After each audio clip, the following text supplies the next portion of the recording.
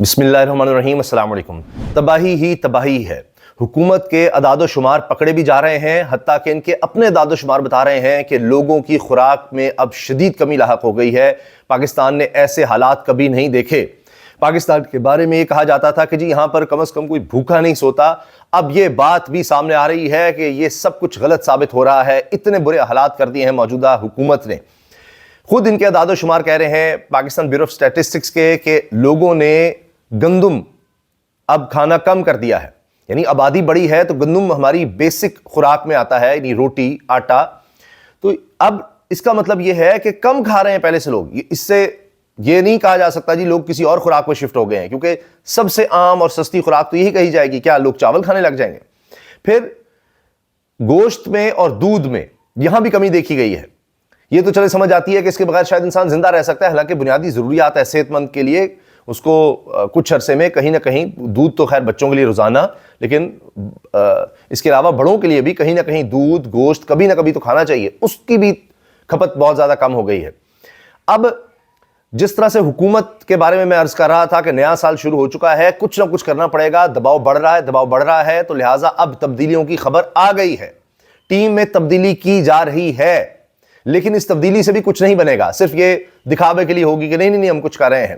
تو کون کس طرح سے آ رہا ہے، جا رہا ہے، کس کے پاس سے اختیارات لے کر دوسرے کو دیے جا رہے ہیں، اس پر بھی ہم بات کریں گے، اور اس کے علاوہ دفعہ 144 کا نفاذ، ملک میں امن و امان کی صورتحال، اس کے حوالے سے بھی کچھ خبریں ہیں، وہ بھی ڈسکس کریں گے۔ تو پہلے تو جناب خبر یہ ہے کہ جاوید حسن، یہ ماہر معیشت ہیں، یہ لکھتے ہیں کہ بہت سے لوگ کہتے تھے کہ جی پاکستان میں کوئی بھوکا نہیں سوتا، لیکن اب پتہ چل رہا ہے کہ غربت کی شرح بڑھتی چلی جا رہی ہے، اور فوڈ انسیکیورٹی یعنی خوراک کی کمی کا شکار لوگ ہوتے چلے جا رہے ہیں، اور اس کی تعداد بڑھ رہی ہے۔ انہوں نے باقاعدہ چارٹس دکھائے ہیں، پورے اعداد و شمار انہوں نے شیئر کیے ہیں کہ غربت میں بھی اضافہ ہو رہا ہے اور لوگوں میں خوراک کی کمی میں بھی اضافہ ہو رہا ہے۔ تو حکومت جو مرضی کہتی رہے، لیکن حقیقت یہی ہے کہ اب حالات ویسے نہیں ہیں۔ کاروباری طبقہ اپنا سرمایہ بیرون ملک لے جا رہا ہے، جس کے پاس تعلیم یا ہنر ہے وہ ملک چھوڑ رہا ہے۔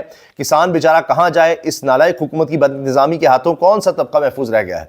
یعنی کسان سے گندم سستی خریدی گئی، آج گندم پھر اوپر چلی گئی ہے، لیکن کسان تو مر گیا نا جی۔ جس نے پیسہ بنانا ہے وہ پیسہ بنا رہا ہے۔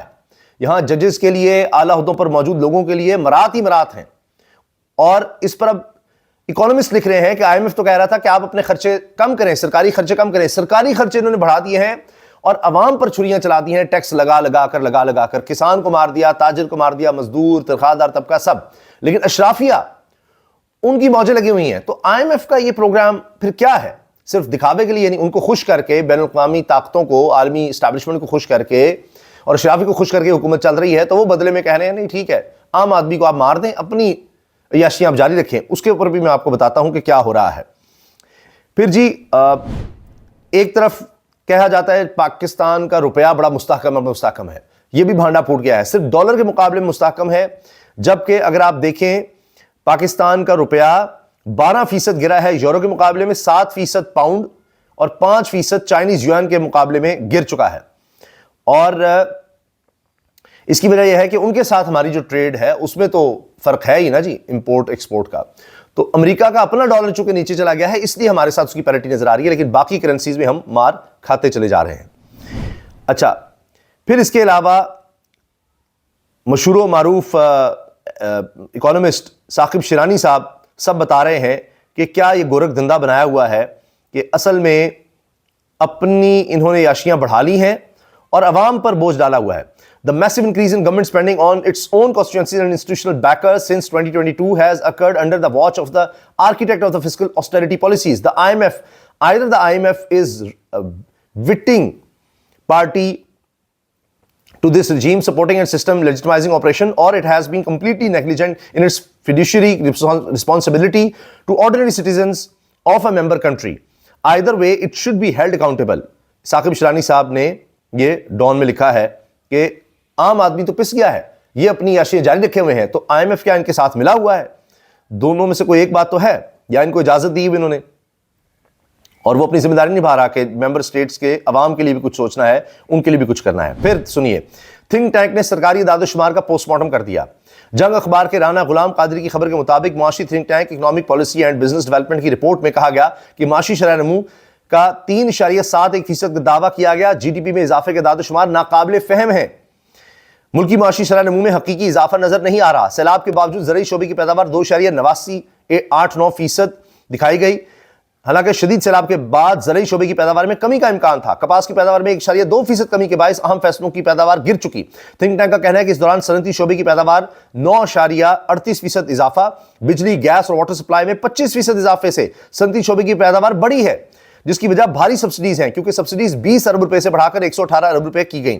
اسی طرح تعمیراتی شعبے میں 21% اضافہ سیمنٹ کی پروڈکشن سے مطابقت نہیں رکھتا، یعنی سیمنٹ کی پروڈکشن ہی نہیں ہو رہی جتنی دکھا دی کھپت ہے، پھر کہاں سے آ رہا ہے جی سیمنٹ جب بانی اتنا نہیں رہا۔ 2 نمبریاں خدمات کے شعبے کی پیداوار 2.35 ظاہر کی گئی۔ تھنک ٹینک کا کہنا ہے کہ جی ڈی پی کی نمبرز مقامی پیداوار اور تجارتی کارکردگی میں واضح فرق ہے۔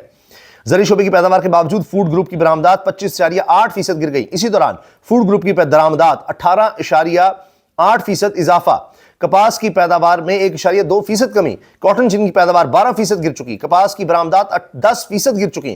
اس دوران درآمدی کاٹن کی وجہ سے ٹیکسٹائل کی پیداوار میں اضافہ ہوا۔ پاکستان سے چینی ایکسپورٹ ہونے کی بجائے امپورٹ ہوئی، تو چیزیں امپورٹ زیادہ ہو رہی ہیں، ایکسپورٹ کم ہو رہی ہیں، تو آپ کس طرح سے پھر 3.7% دکھا رہے ہیں، وہ بھی کچھ عرصے کے لیے صرف۔ تو سب یہ چیزیں پکڑی جا رہی ہیں، پتہ چل رہا ہے کہ جناب 2 نمبریاں کی جا رہی ہیں۔ اب خبر سنیے مدثر رانا کی۔ وثوق ذرائع سے معلوم ہوا ہے کہ حکومت مضبوط اور مستحکم معیشت کے فروغ کے لیے معاشی ٹیم کے ڈھانچے میں اہم تبدیلیوں پر غور کر رہی ہے۔ یہ تبدیلیاں ہونے جا رہی ہیں جی، میں نے جو آپ سے عرض کیا تھا، کچھ عرصہ پہلے ہم نے ویڈیوز میں بتایا تھا، کچھ نہ کچھ ہوگا، لیکن ابھی یہ صرف دکھاوے کی ہیں، اصل چیزیں ابھی آگے آنی ہیں۔ یہ تو صرف ہے نا نہیں میں ٹائم دے دو ہم دیکھیں بہتر کر رہے ہیں۔ وزیراعظم شہباز شریف کے ساتھ یہ تجویز ڈسکس کی گئی ہے کہ میکرو اکنامک اشاریوں میں بہتری، تجارتی خسارہ کنٹرول، برآمدات میں اضافہ، ایف بی آر کی کارکردگی بہتر بنانے، ریونیو شارٹ فال جیسے سنگین مسائل سے نمٹنے کے لیے ہائی پاور کمیٹی بنائی جائے اور معاشی فیصلوں کے لیے ہائی پاور کمیٹی کو اختیارات سونپے جائیں۔ ڈپٹی پرائم منسٹر، یہ اصل کہانی ہے جی، یہ نواز شریف صاحب کے سمدھی کو ایڈجسٹ کرنا ہے اصل میں۔ ڈپٹی پرائم منسٹر ہیں، وزیر خارجہ ہیں، لیکن اب ان کو اور ذمہ داری دے دو۔ Deputy prime minister Ishaq Dar committee کی صدارت کریں گے، جبکہ اکنامک ٹیم کے تمام وزراء کو کمیٹی ممبران بنانے کی تجویز بھی ہے۔ وزیر اعظم کمیٹی بنانے کا حتمی فیصلہ کریں گے، ہائی پاور کمیٹی اہم معاشی فیصلے کرے گی۔ مدثر رانا کی رپورٹ ہے۔ یہ جناب وزیر خزانہ وہ کہتے ہیں جی اسٹیبلشمنٹ کا ہے، سارا کچھ اس نے کیا ہے، سارا ملبہ اس پہ گرا کر، اور آپ کہہ رہے ہیں کہ نہیں ہمیں اپنی الگ ٹیم بنانی ہے، اس کو ہم کچھ نہیں کہہ سکتے، لیکن ہم اپنی الگ ٹیم بنا کر اور اس کے ذریعے بڑے فیصلے کر لیں گے۔ تو پہلے بھی اسحاق ڈار صاحب کہیں نہ کہیں وہ کچھ نہ کچھ کر ہی رہے ہوتے ہیں۔ تو بہرحال اب دیکھ لیتے ہیں کہ اس سے کیا ہوگا، لیکن لگتا نہیں ہے کہ کچھ خاص اس سے فرق پڑنا ہے۔ اچھا جی، اسی طرح 20 سال سے ہم ڈکلائن دیکھ رہے ہیں اور لوگ خوراک اپنی کم کرتے چلے جا رہے ہیں۔ گندم کے ساتھ ساتھ گوشت اور دودھ کا استعمال کم ہو گیا ہے، صرف جو چیز بڑی ہے وہ ہے ٹی، چائے کا استعمال بڑھ گیا ہے۔ لوگوں نے ٹماٹر زیادہ کھانے شروع کر دیے دالوں کی نسبت، سوچئے ذرا۔ تو ظاہر ہے کہ جو بنیادی چیزیں ہیں اچھی صحت کے لیے، دالیں ہیں، گوشت ہے، دیگر چیزیں، اس کو کم کر رہے ہیں، اور اگر کوئی چیز سستی ملتی ہے جو بھی اس وقت بازار میں، لوگ اس کی طرف جا رہے ہیں۔ اچھا، اب میں نے جو آپ بتایا نا کہ جو عیاشیاں ہیں وہ جاری ہیں، آئی ایم ایف کے چھتری کے تلے یہ سب کچھ ہو رہا ہے۔ تو یہ سب بناتی طبقہ اشرافیہ، اس میں آپ یہ سن لیجئے۔ اب یہ جناب حسنات ملک صاحب نے بتایا ہے، سینئر صحافی ہیں، کورٹ رپورٹنگ کا بڑا نام، وفاقی یعنی عدالت کے ججز کو V8 گاڑیاں مل رہی ہیں، جبکہ دوسری گاڑی سوناٹا ڈیلیور ہو چکی ہے، 2 گاڑیاں ان کے لیے، اور سپریم کورٹ کے ججز سے زیادہ بہتر گاڑیاں، ان سے بھی آگے کی گاڑیاں جی ان کو مل رہی ہیں، جو کہ دکھانا ہے کہ یہ اس سے بھی اوپر کی عدالت ہے۔ اس کے علاوہ وہاں کے عملے کو سپریم کورٹ سے بھی زیادہ مراد دی گئی ہیں، ان کو اسپیشل پے اسکیل پر رکھا گیا ہے۔ ایک آفیشل کی تنخواہ 10 سے 12 لاکھ ہے، 10 سے 12 لاکھ تک، یہ اسپیشل، یعنی سرکاری سطح پر اور کسی کی اس طرح تنخواہیں نہیں ہیں۔ ججز کے آپس میں معاملات کا سنیے۔ لاہور میں سابق چیف جسٹس منصور علی شاہ کے صاحبزادے کا ولیمہ تھا آج۔ امین الدین، قاضی فائز عیسیٰ اور موجودہ چیف جسٹس یحییٰ افریدی کو مدعو تک نہیں کیا گیا۔ یہ منصور علی شاہ صاحب ظاہر ہے ابھی تک ناراض ہیں۔ اب آجیے امن و امان کی صورتحال پر۔ شمالی وزیرستان میں دفعہ 144 نافذ کی گئی ہے، تمام داخلی خارجی راستے بند کر دیے گئے ہیں، اور بتایا گیا ہے کہ شمالی وزیرستان میں دفعہ 144 صبح 5 سے شام 7 بجے تک نافذ رہے گی۔ دفعہ 144 سیکورٹی فورسز کی نقل و حرکت اور لاجسٹک تسہیل کے لیے نافذ کی گئی ہے۔ اس طرح کے حالات ہیں یہ شمالی وزیرستان میں کہ داخلی خارجی راستے بند کرنے پڑ رہے ہیں، کرفیو سا لگانا پڑ رہا ہے، دفعہ 144 ہے۔ مگر صرف بات یہیں تک نہیں ہے، باقی علاقوں کی بھی صورتحال اچھی نہیں۔ لکی مروت اور بنو میں دہشت گرد حملے ہوئے ہیں، 4 پولیس اہلکار شہید ہو گئے ہیں، اور بتایا جا رہا ہے کہ موٹر سائیکل سواروں کی طرف سے یہ فائرنگ کی گئی ہے، جس میں یہ شہید ہوئے ہیں، اور یہ 4 گھنٹے کا فرق تھا یہ دونوں کارروائیوں میں۔ تو ایسا لگتا ہے کہ کوآرڈینیٹڈ کارروائی تھی جس میں شہادت ہوئی. ابھی حال ہی میں ہمارے ایک میجر بھی شہید ہوئے ہیں اور دہشت گردوں سے مقابلہ کرتے ہوئے، لیکن دہشت گردوں کو بھی بڑی تعداد میں مارا گیا ہے. پھر ایک اور مسئلہ دوبارہ سر اٹھا رہا ہے. Joint action committee Azad Kashmir کا اجلاس، مذاکرات سے علیحدگی کا اعلان، حکومت پر معاہدوں کی خلاف ورزی کا الزام. یہ جنگ کی خبر ہے جی. پہلے انہوں نے بڑا بھرپور احتجاج کیا تھا، اپنے مطالبات منوائے تھے، پھر کمیٹی بنی تھی جی ان مطالبات کو ماننے کے حوالے سے آگے بڑھا جائے گا. اب وہ کہہ رہے ہیں جی نہیں، ہمارے ساتھ دھوکہ کر دیا گیا ہے، اور حکومت پر معاہدوں کی خلاف ورزی کا الزام عائد کرتے ہوئے مذاکرات سے علیحدگی کا اعلان کر دیا ہے، اور کہا ہے کہ جی عملی اقدامات نظر نہیں آئے، صحت کارڈ بحال نہیں ہو سکا، اسپتالوں میں علاج معالجے کی سہولیات، موبائل فون انٹرنیٹ سروس کو بہتر نہیں کیا گیا.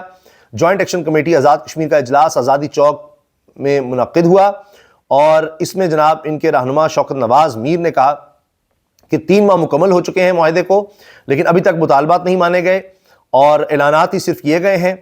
اور اس پر انہوں نے کہا ہے کہ ڈیڈ لاک ہے ابھی تک کچھ چیزوں پہ.